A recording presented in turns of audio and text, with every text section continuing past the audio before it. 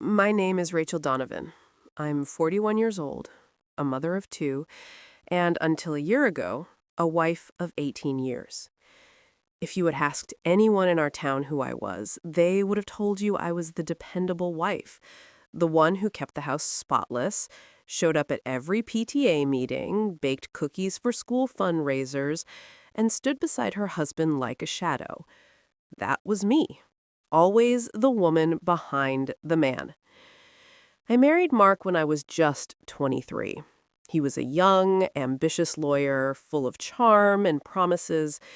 He told me I was his world, that together we'd build a life worth envying. And for a long time, I believed him. I left behind my own dreams of working in consulting because he said his career was demanding and someone needed to take care of the home.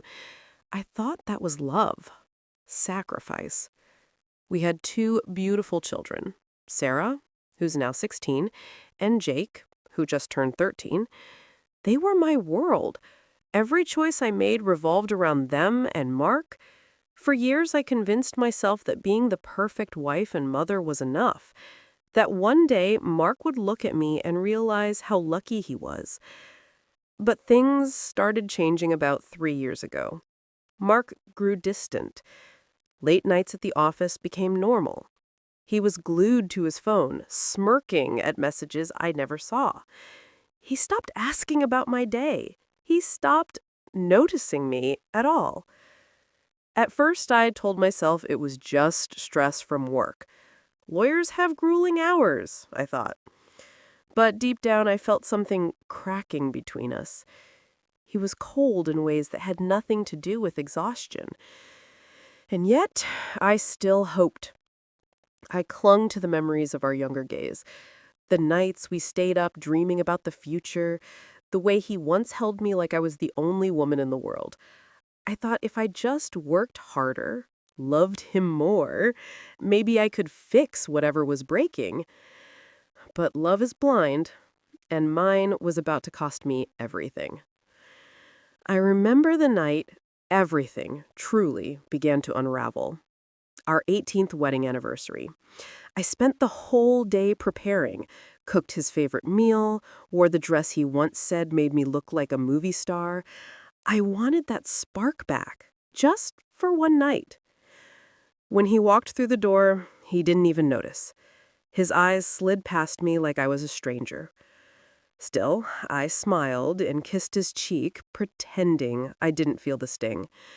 We sat down at the table with Sarah and Jake, the candles flickering between us, and I told myself, this is the night we'll reconnect. This is the night I'll remind him who we are. But I was wrong. So very wrong.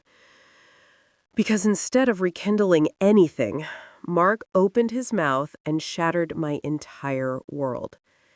And I didn't know it then. But that dinner table would mark the beginning of a war I never asked for. One I would finish with revenge so sharp it would leave him with nothing. But that night was only the start of my nightmare. I'll never forget the way he said it. We were sitting at the table, Sarah pushing her food around her plate, Jake telling some story about basketball practice. I was waiting for Mark to notice the effort I had put in, his favorite roast chicken, the bottle of wine we'd saved from our honeymoon. Instead, he cleared his throat, set down his fork, and said, flat as stone, "I want a divorce." Just like that.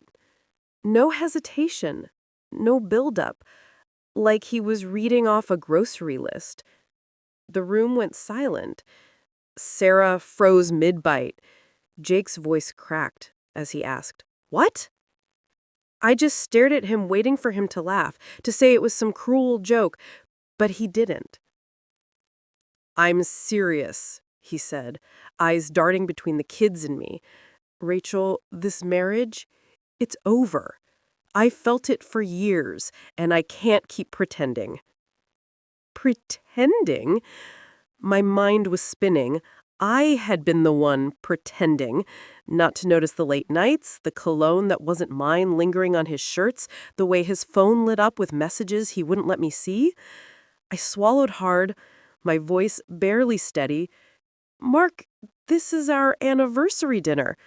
How can you—" He cut me off, his tone sharp, rehearsed almost. "I didn't plan for it to be tonight, but there's no point in dragging this out.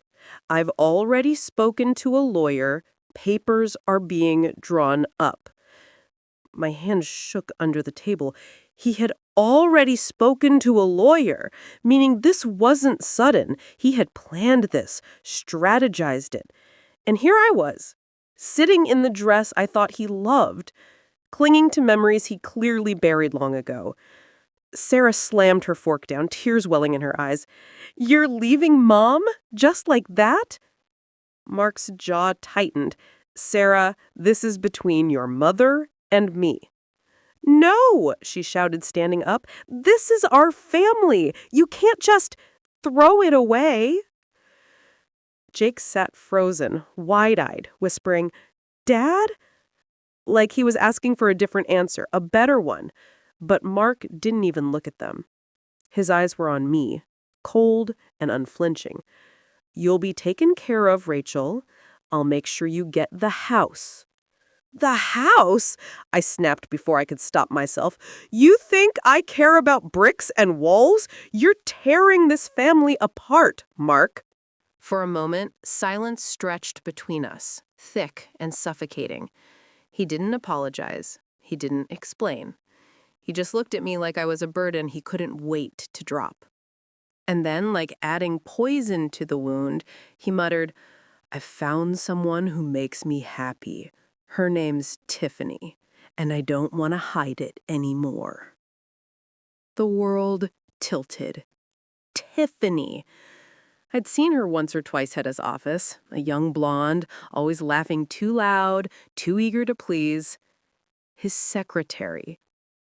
Sarah's chair scraped back as she stormed upstairs, slamming her door so hard the chandelier shook. Jake buried his face in his hands. And me? I sat there in silence, the candles flickering between us, my heart breaking in slow motion. He had planned this. He had already moved on. And he had humiliated me in front of my children.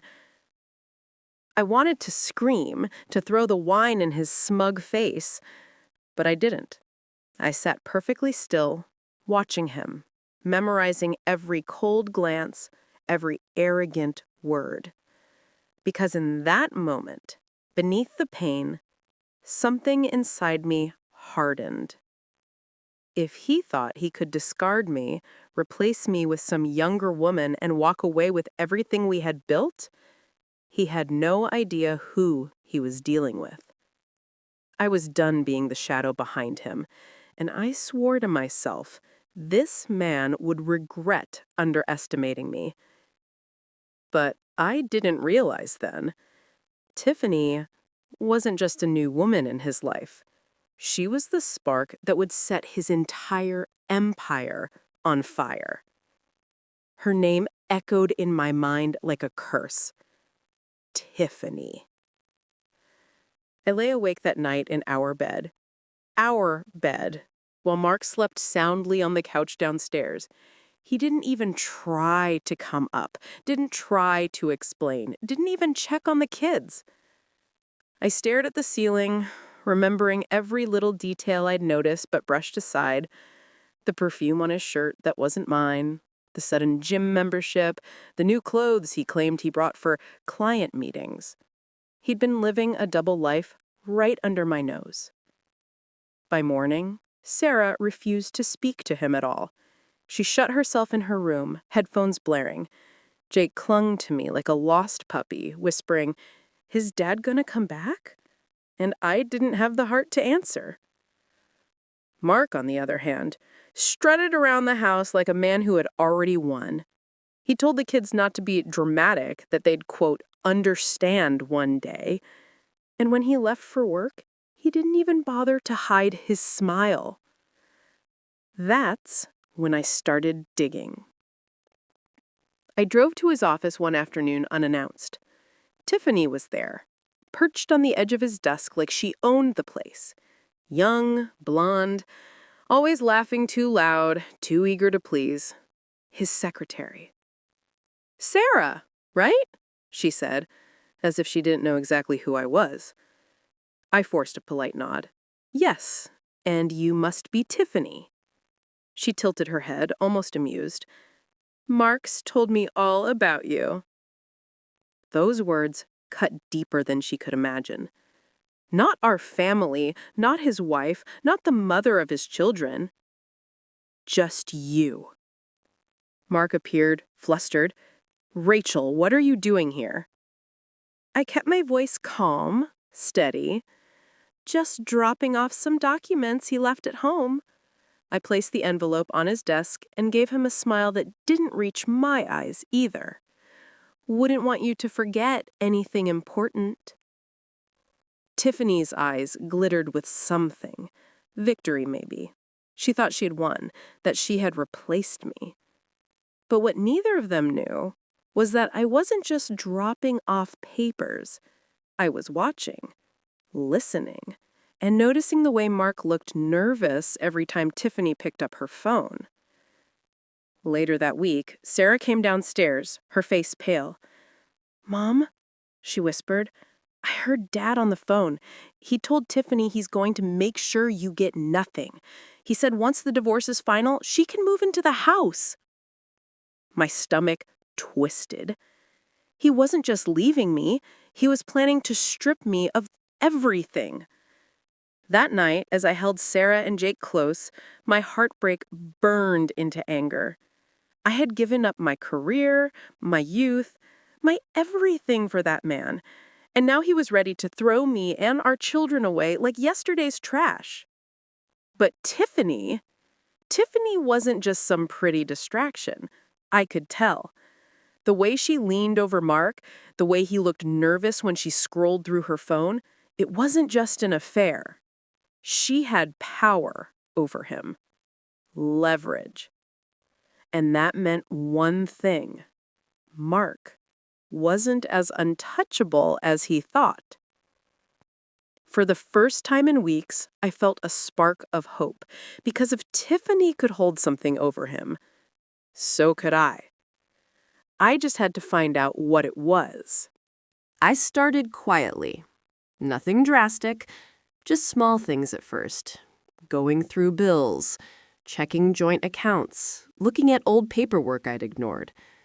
At first, it was mostly the usual stuff, utility bills, credit card statements. But then I noticed something odd. A series of transfers, large ones. Every few months, money disappearing from accounts I didn't even know existed. Accounts in other states, hidden under shell companies. And one of them, an account in his firm's name, was being funded from our joint finances. I felt a chill. He'd been siphoning our money for years, thinking I'd never notice. He had been building a secret life, not just with Tiffany, but with wealth I had no access to. I didn't confront him yet. Not yet. I had to be smart.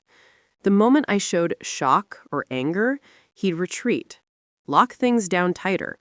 No, I had to be patient. I had to gather everything. The numbers, the evidence, the proof that he wasn't just a cheating husband.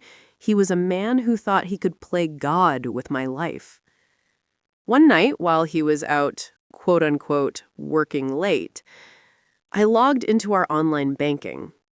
Every account, every transaction, every suspicious transfer, I cataloged it all.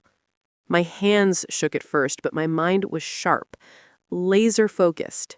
Each new discovery wasn't just money gone. It was ammunition. And then I found the big one. Mark had secretly taken a large loan in my name, without my knowledge. Tens of thousands of dollars. I couldn't believe it. He was planning to leave me in financial ruin and probably thought I'd be too stunned, too heartbroken to fight back. I sat there staring at the screen, and for the first time since that anniversary dinner, I smiled. He had underestimated me. I also discovered a trail leading from him to Tiffany. Payments, gifts, transfers, and even some suspicious consulting fees that went directly into her accounts. Every time he tried to cover his tracks, he had left a breadcrumb for me. I started to piece it together. If I could gather all this evidence, show the court the full picture of his deceit, his cheating, his financial manipulation, even the blackmail Tiffany had over him, he would regret ever thinking he could discard me. I didn't tell anyone. Not Sarah, not Jake, not my sister Linda yet.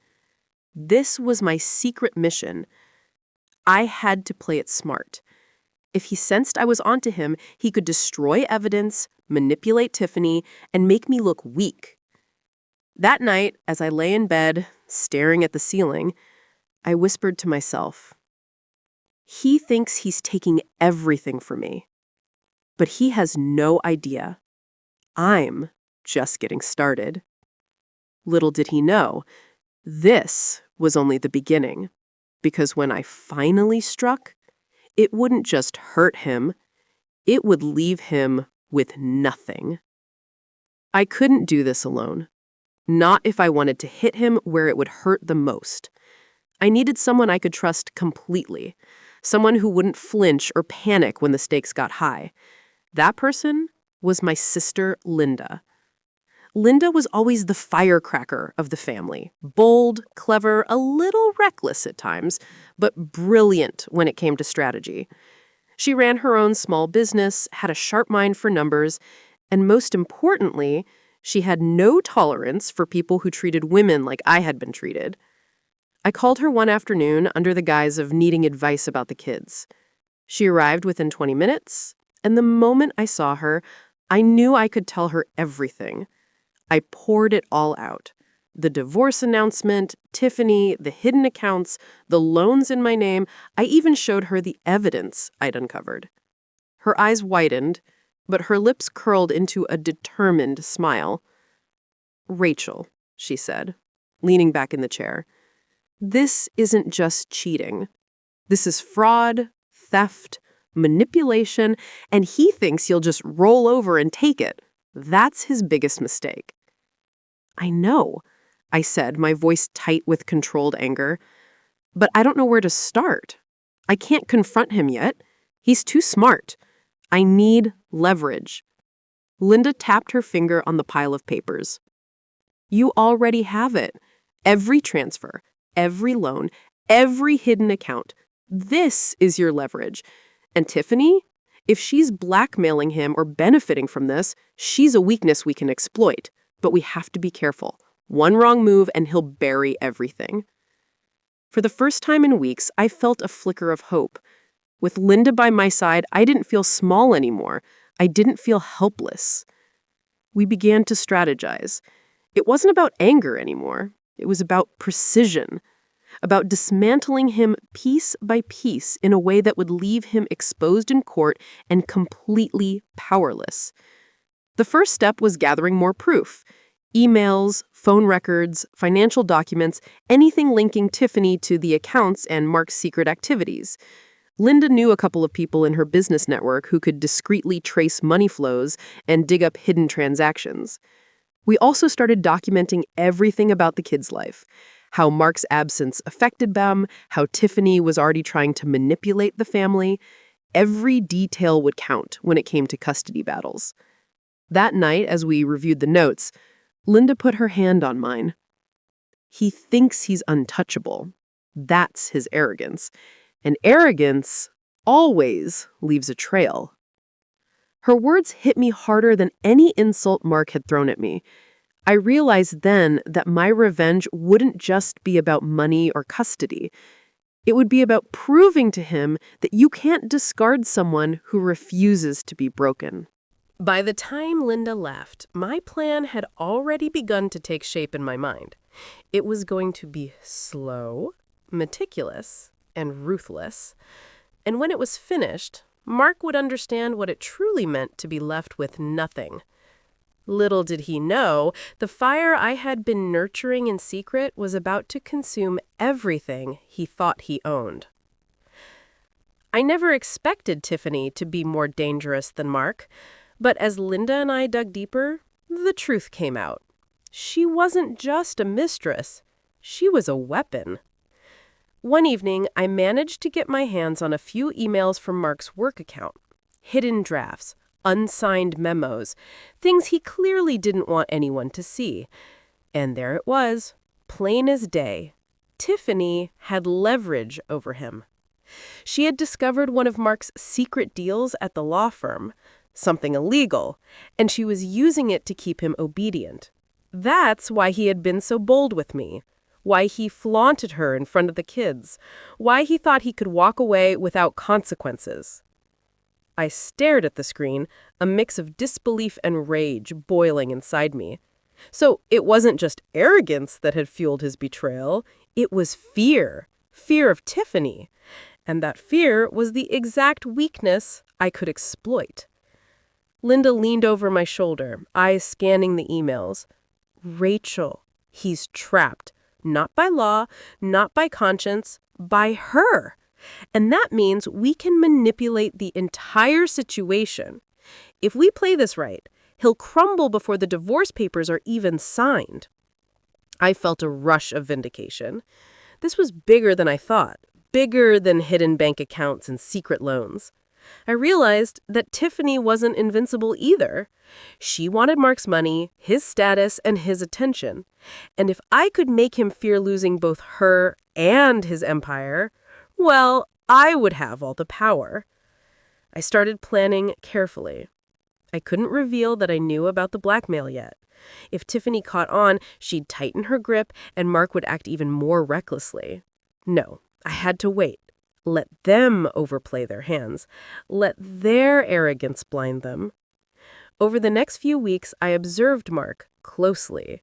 The way he flinched at certain phone calls, the way he avoided mentioning Tiffany around me, the subtle panic when she demanded gifts or transfers, it all became pieces of a puzzle. Then came the perfect moment. I confronted him about a minor financial discrepancy, something I knew he had already been sweating over. Mark, I said calmly, I noticed an extra transfer from our joint account. Can you explain it? He laughed nervously, trying to brush it off. Rachel, it's nothing, just business stuff. I smiled sweetly. Well, you know I just like to understand. I've always taken care of our finances, haven't I? He tensed. Yeah, you do. I left it at that, letting the question hang in the air. He didn't know it yet, but I had just reminded him I was paying attention. I knew more than he realized. And that was just the beginning.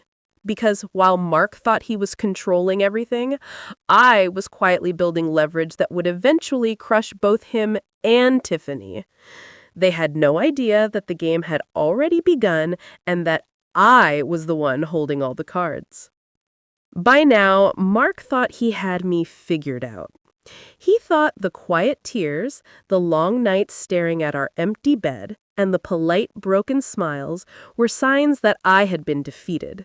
He was wrong. I realized that pretending to be weak was my most powerful weapon. He needed me to look powerless. He needed me to believe he had already won, to strut around the house like a conqueror, smug in his arrogance. And I gave him exactly what he wanted. I stayed up late some nights, crying quietly in the kitchen, letting the kids think I was broken. I allowed Mark to believe that every account he had hidden, every loan he had taken in my name, every secret gift to Tiffany had been enough to destroy me. Meanwhile, Linda and I were working tirelessly behind the scenes. We gathered financial records, traced every suspicious transfer, and documented every instance of Mark's reckless spending and manipulation. I also started subtly gathering Tiffany's own missteps. Every extravagant gift she demanded, every threat she sent to Mark, every manipulation she attempted to maintain control. Linda recorded it all. Tiffany's arrogance and greed were the perfect counterweight to Mark's arrogance. One evening, Mark came home and leaned casually against the kitchen counter, a glass of wine in hand. You know, Rachel, he said, smiling as if he had just won a battle, I really hope you're okay. I've tried to be fair. You'll get some of what's yours. I looked up at him, my voice soft and trembling, the perfect picture of heartbreak. I, I don't know, Mark. I just feel like everything I worked for, everything we built, it's slipping away. He patted my shoulder condescendingly. There, it's gonna be fine. Just sign the papers and you can move on. Maybe start over. I nodded, biting the inside of my cheek to keep from smiling. Inside, I was already plotting the final moves that would leave him with nothing. Every word he said, every smirk he flashed, was another mistake. Because while he thought I was the defeated one, I was the storm he had no idea was coming. I had all the proof I needed, all the leverage, and soon, very soon, I would use it to dismantle his life completely. Mark had already set the trap himself. I just needed to lead him into it. By this point, I was no longer just a woman fighting to save her marriage. I had transformed into a strategist, meticulously piecing together the arsenal that would bring Mark and Tiffany down. Linda and I spent hours reviewing every document, every bank statement, every email, every text message. We traced every suspicious transfer, connected it to Tiffany, and documented the illegal maneuvers Mark had attempted to cover up. Each thread we pulled revealed another secret he had thought buried forever. We even discovered that Tiffany had been pressuring him to divert company funds into her personal accounts. He wasn't in control. She was. And that gave me leverage I never expected to find. Linda made a list of all the witnesses we could call, former colleagues, friends who had seen Tiffany's manipulations firsthand, accountants who could testify about the illegal transfers. Every piece of evidence, every person, was a brick in the wall I was building around him. I also started documenting the children's daily life under Mark's neglect. Sarah and Jake were scared and confused. He ignored their needs, flaunted Tiffany in their faces, and treated the house like a playground for his arrogance. Every diary entry, every school report, every conversation became evidence, not just of neglect, but of his unfitness as a parent. I had learned a vital lesson through this. Revenge wasn't about anger. It was about control, about patience, about letting your opponent think they've already won while you quietly orchestrate the endgame. One night, after hours of reviewing evidence, I leaned back in my chair, exhausted but exhilarated.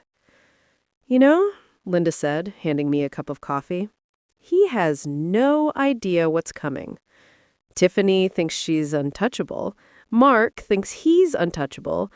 And here we are, ready to show them just how wrong they are. I smiled, a cold, satisfied smile that I hadn't felt in years. Exactly. They're about to learn that when you underestimate a woman, you leave yourself exposed. By the end of the week, everything was in place. The emails were documented, the financial trails were traced, Tiffany's manipulations were cataloged, witnesses were prepped, and most importantly, the kid's well-being was documented in a way that would hit him where it hurt most: custody. I had learned to play the long game, and I was ready. The day I walked into that courtroom, I would no longer be the broken wife. I would be the woman who had taken everything he thought he owned and left him with nothing. The morning of the hearing, I felt a strange mix of nerves and exhilaration. After months of planning, sleepless nights, and hidden investigations, this was the moment everything would pay off. I walked into the courtroom, calm, composed, dressed in a dark suit that made me feel powerful. Mark sat at the other table, Tiffany beside him, both looking smug. He still thought he had me figured out. The judge called the case, and the proceedings began. Mark's lawyer started with the usual narrative. He was the wronged husband, I was unreasonable, and Tiffany was his innocent companion. But as I watched him speak, I realized he had no idea what I was about to unleash. When my turn came, I stood up holding a thick folder of documents, photos, emails, and financial statements. I took a deep breath. Your Honor, I began, voice steady, I didn't come here to argue about feelings or broken hearts. I came to show the truth. I opened the folder and began presenting evidence, hidden accounts, illegal loans, transfers to Tiffany, her manipulation over Mark, his neglect of our children, and the financial and emotional toll it had taken on the family. Mark's smug smile faltered. Tiffany's eyes widened. Every point I made was supported by documents, witnesses, and irrefutable facts. Not only has Mr. Donovan mismanaged and siphoned our joint assets, but he has also allowed Tiffany to manipulate him for her own financial gain, putting this family and our children at risk. I called Minda to the stand. She detailed the evidence we had compiled, explaining the financial irregularities and Tiffany's blackmail over Mark. Then came the bombshell.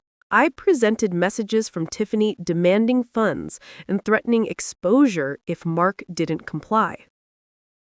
The courtroom went silent. Even Mark's lawyer looked stunned. Then I turned to the judge and spoke the words that had been simmering in me for months. Your Honor, this is not just about divorce. This is about accountability, honesty, and the well-being of our children. I trusted my husband, I trusted my family, and I trusted the law to protect what is rightfully ours. I have followed the law, gathered the evidence, and I am asking the court to see the truth.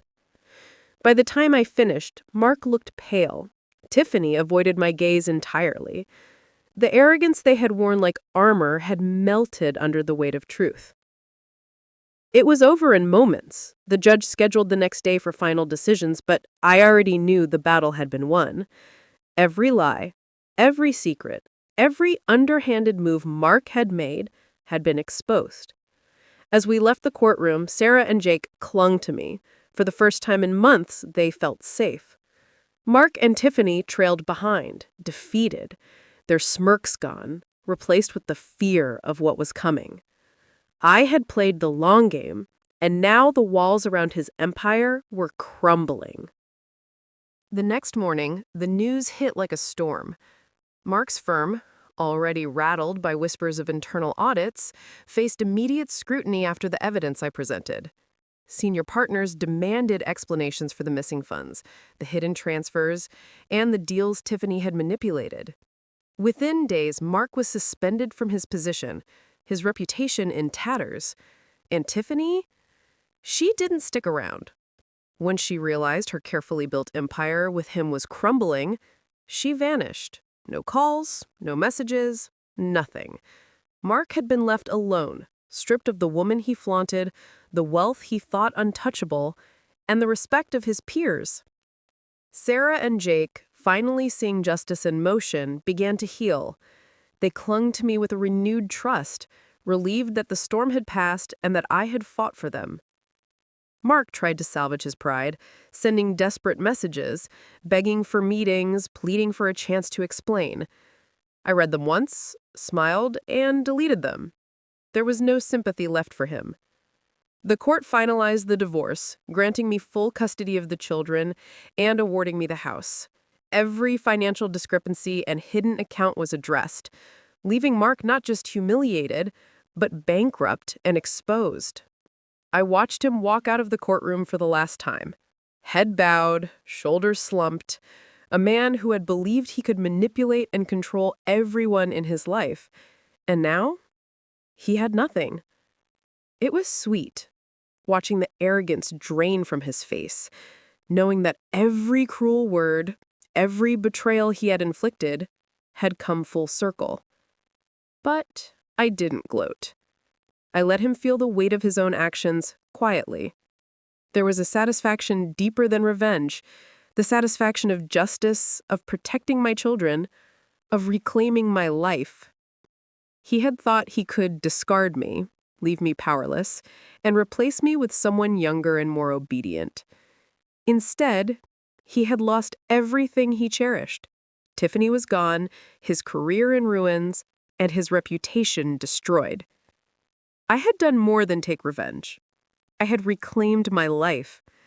And as I tucked Sarah and Jake into bed that night, watching their eyes close in peaceful sleep, I whispered softly to myself, he thought he could destroy me, but I built something stronger in the ashes. And that, my friend, is the sweetest revenge of all.